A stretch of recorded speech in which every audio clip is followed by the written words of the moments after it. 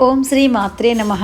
లలితా సహస్రనామ స్తోత్ర పారాయణం 108 రోజులు చేయాలన్న లలితా సేవా సమితి తలంపును అమ్మవారు ఆశీర్వదించిన ఫలితమే ఈ 90వ రోజు పారాయణం. శ్రీమతి సునీతా మహేందర్ గార్ల ఇంట్లో వైభవంగా జరిగింది. శ్రీ మాత యొక్క చైతన్యం ఈ సమస్త సృష్టి యందు అణువణువున వ్యాపించి ఉంటుంది. అటువంటి చైతన్యాన్ని మేలుకొలిపి అందరిలోనూ అద్భుతమైన శక్తిని ఆవహింప చేయడానికి తగిన సాధనంగా వేదవ్యాస మహర్షి చేత మనకు అందించబడినది ఈ లలిత రహస్య నామ సహస్రం. దీనిలో సహస్రం రహస్యం అనగా ప్రత్యేక అర్థం ఉంటుందని, నిఘంటుపరంగా ఉన్న అర్థం ఒకటైతే అంతర్గతంగా ఉన్న అర్థం పారమార్థం మరొకటి. వ్యక్తిగత ఔన్నత్యానికి ఉపయోగపడేది ఒకటైతే కుటుంబ సంక్షేమానికి సహకరించేది మరొకటి, పర్యావరణ సంరక్షణకు సహకరించేది ఒకటైతే సమాజ శ్రేయస్సును కోరేది మరొకటి. ఈ విధంగా శాస్త్రీయ సంబంధిత అర్థాలు పారమార్థాలు ఎన్నో ఉన్నాయి.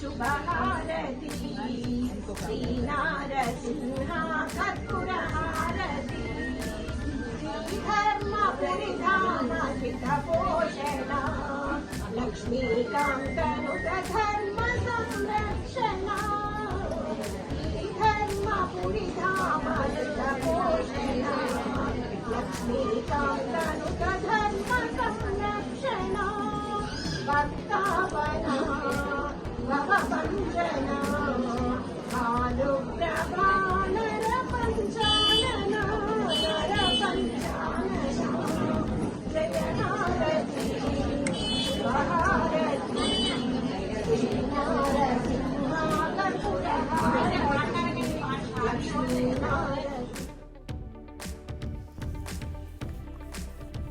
ఈ పారాయణం వ్యక్తిగతంగా కాకుండా సామూహికంగా చేయడం వల్ల వచ్చే ఫలితాలు అద్భుతంగా ఉంటాయి.